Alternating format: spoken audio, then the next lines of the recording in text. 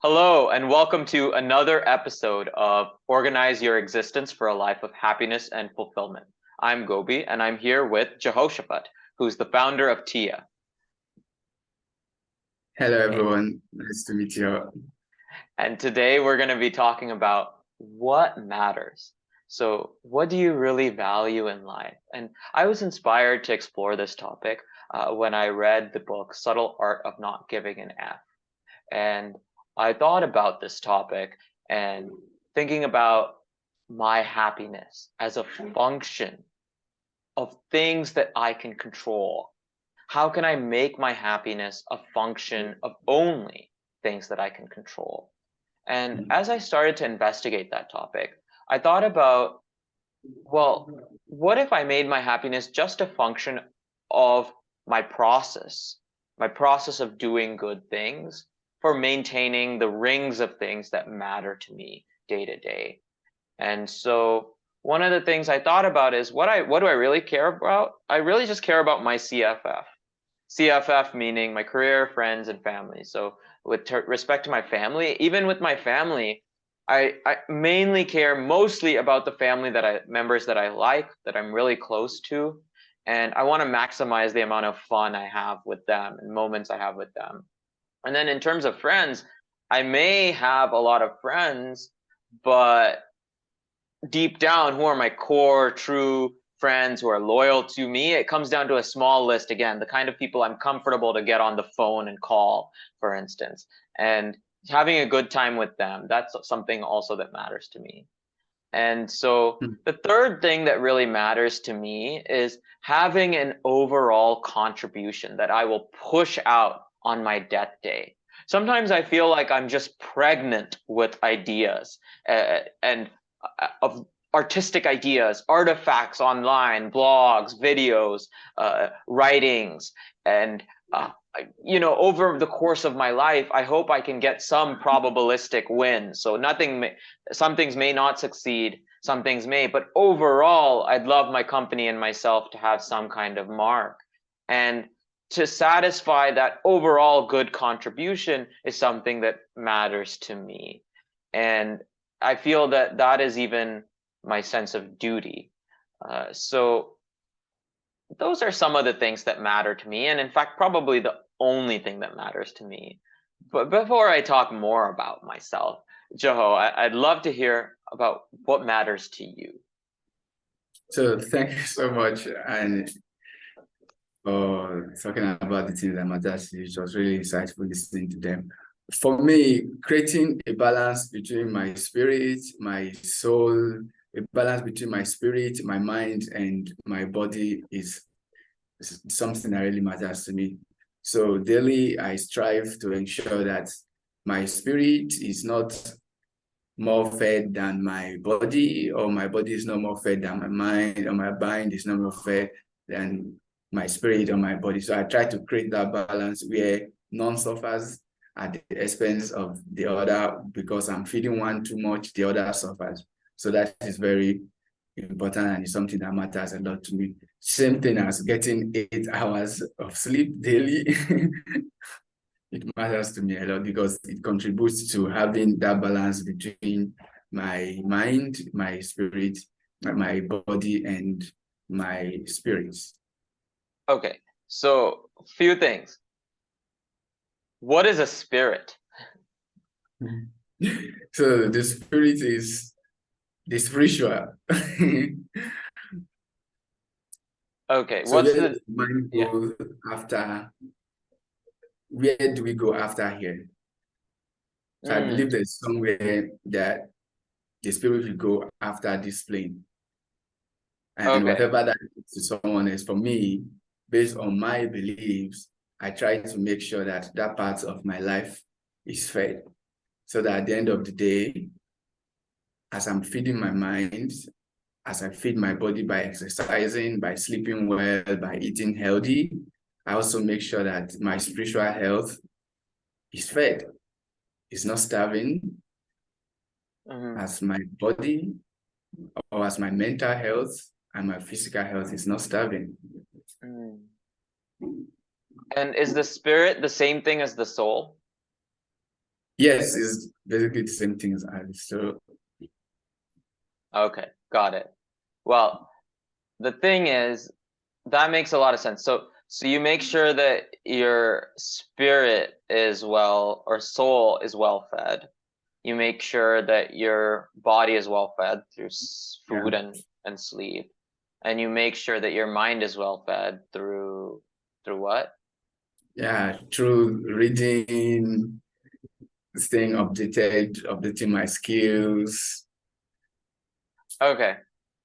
Yeah. Okay. Excellent. Excellent.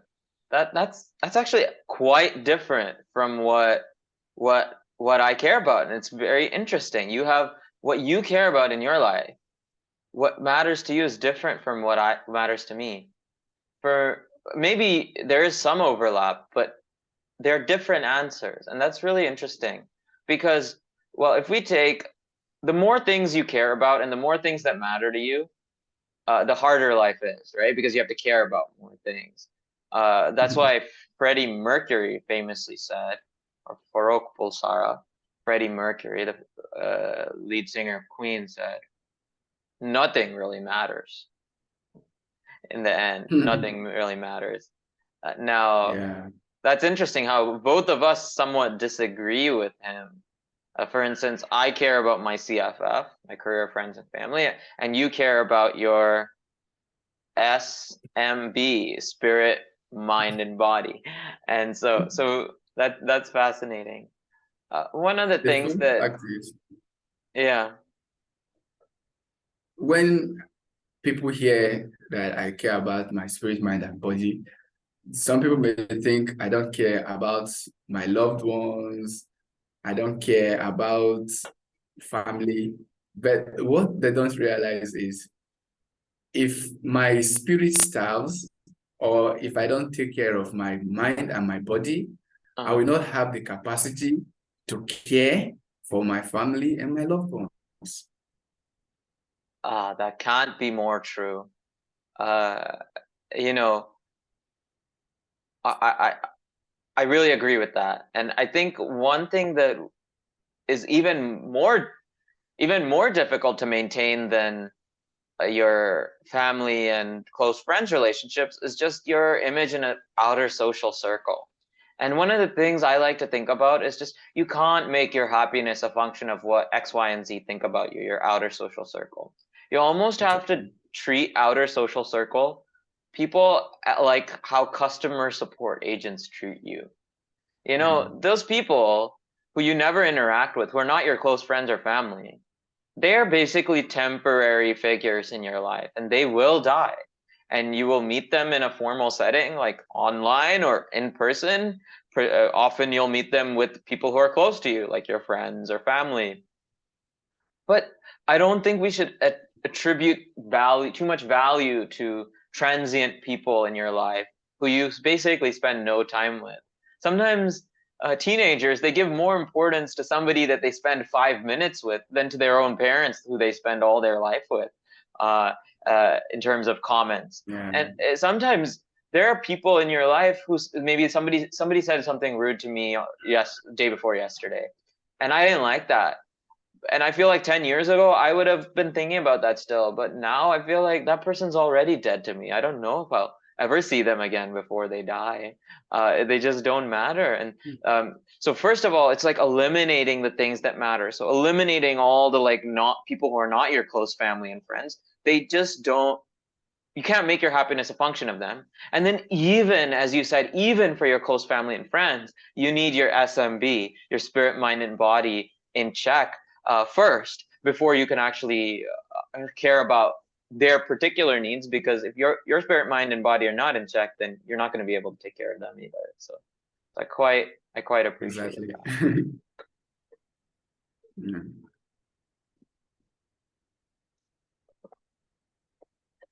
Now, when you talk about mind, you're the founder of Tia, Jaho, and Tia, by the way, is Jehoshaphat's company. It's a mental health focused Pomodoro app, according to me. But I think the way Jaho describes it is a little bit better.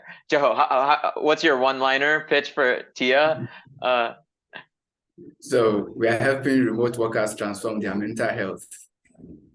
That's amazing. And I'm an addict. I'm obsessed with Tia. I hope this video will get embedded in Tia. And I use Tia so much. I'm Tia's power user, basically. I love it. I'm dependent on it. And one of the things I was thinking about is just when you said mind, you know, at some point you need to decide, I am going to die one day and I'm going to have some contribution pushed out at the end of my life. And so you're pushing out Tia and other things that you work on. I'm pushing out LD talent. And these are complex works of art, essentially, at the end of the day, pushed out to the universe's museum. Right? The internet is essentially the universe's museum, and nowadays we're all pushing out works of art into that museum. And so we may feel greedy, like, to think about short-term growth, but short-term growth is often luck, right? It's hard to get on product hunts #1. It's hard to get on raise millions of dollars of venture capital. But in the end, what's important is that we're able to push out our niche and solve a problem that other people are not able to solve. And so sometimes I feel that we over optimize for what's popular rather than are we actually solving a problem, and are we actually having incredibly fun experiences in our life. So one thing is, even in the work, we can have incredibly fun experiences and target a niche. And even in life in general, are we giving importance to the pleasures of life? Food, drink if one drinks, travel, movies, music, books, jokes, activities. These are all important things. And I feel that those are also things that matter. And that probably, for me at least, comes under the FF part of CFF. So I like to do those things with my family and friends. Yeah.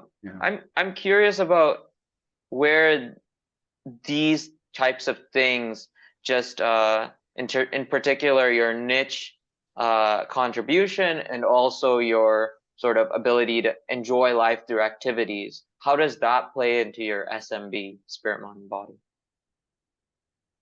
So a typical scenario would be for my body, for instance, at least 5 times a day, I go to the gym. I exercise, I meet people, I do martial arts, I meet people there, I enjoy the pleasures of life. I do Tai Chi, I enjoy the pleasures of life there. I eat good food, healthy food. So I'm enjoying the pleasures of life. I spend time with my family because my body is at a good place, my mind is at a good place, my spirit is at a good place. So it gives me time to spend time with my family, not distracted by technology.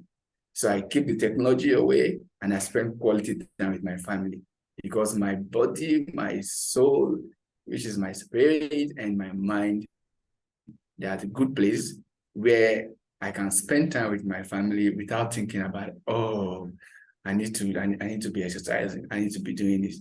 Because I've had those in check, I can enjoy the pleasures of life. I can go to the cinema with family and friends, and I will be present with them. I can make a meal at home, or while I'm cooking, I'm present. I'm not distracted by anything else because my spirit, my mind, and body, they are at a good place. And with that, I can spend time enjoying the pleasures of life. Huh. Yeah, I can't say I'm that far. I still have imperfections, but that's really cool that you can always be present. That's fantastic. Yeah, okay. I do see that integration that you have there between your activities and your SMB.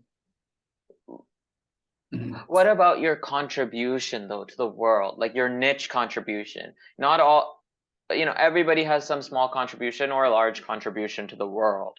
What about that? Uh, you know, uh, in the end, nature is quite harsh. The earliest remembered person is from 5,000 years ago or so, according to science. And there are differences, but that person from 5,000 years ago, you know, they are not anything particularly remarkable. They were just an accountant. If you Google this, and according to science, science and different religions differ, but according to science, the universe dies anyway in 10 to the 90 plus years, and we're not sure. What we know for sure, not conjecture, according to science, is that stars die, that protons decay, evaporation. There's like basically evaporation into drifting subatomic particles. Information is lost, and there isn't infinite like matter energy. There is a finite amount of matter energy in the universe. And also by the second law of thermodynamics, you know that information is just dwarfed by background random signals. So the probability of information surviving forever, basically of us being remembered forever, is essentially zero. So at infinity, everything dies according to science. Now, one thing I'd like to ask you, especially since you're a person of faith, is just what do you believe? Do you also believe that we'll all be forgotten? Do you also believe that we'll all be forgotten? And if so, how does that work with your framework? And then if you don't believe we'll all be forgotten, also, how does that work with your framework? Yeah. So from my perspective and from my belief, I believe that we are just here on a journey. It's like a traveler who went to another country and then you decided to visit the market, the major market in that country. One day you have to leave that country, one day you have to leave that market, and you have to go back home. So at the end of the day, I believe that my journey here will come to an end and I have to go back home. So the things I've done here, as time goes on, will either leave. A typical example with Tia will help people even while I'm gone. As far as it exists, people still benefit from it. Other things I have done will help people. But I'm no longer here. I've gone back home. But my works will live on as far as time exists. And potentially they could be passed on from generation to generation.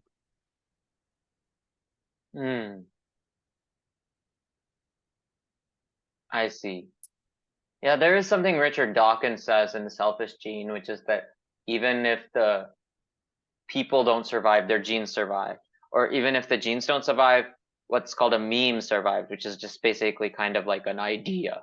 So ideas survive. Today, we may work on Tia. Maybe we'll even work on Tia for the rest of our lives together. Who knows? And so maybe Tia will exist 60 years from now, but eventually both of us will die. Maybe Tia doesn't exist after 200 years, but maybe it influenced the next project. Exactly. And like that, ideas survive through time. They influence other things and shape other things. Exactly. Someone else can solve the problem or can build upon transforming remote workers' mental health. And that is still surviving. I see. Well, thank you, Jeho. This was fantastic. I learned something today. I learned that what matters is different from person to person. I'd always felt that what should matter to a person should be very little, because the more you care about, the more difficult life is and the less control you have over it. But your perspective is a little bit, it doesn't disagree with my perspective, but it taught me that there can be very different perspectives on what matters and equally valid. Thank you for that. Thank you for What, having me, Gobi. what did you learn from today? I guess. So, from the things you've said, and even from some of the things I've said, I've really come to internalize it that we are just here for a moment. We're not going to be here forever. And the ideas that we have can live on even while we are gone, in one form or the other. And with that, I've learned so much from Joho today and over the years. Thank you, Joho, for being on this. And if you who have watched this like this, please do subscribe, and we hope to be in touch and follow our work on LD Talent, TIA, or just on this playlist. That's fine. Thank you. Thank you for having me, Gobi. Bye.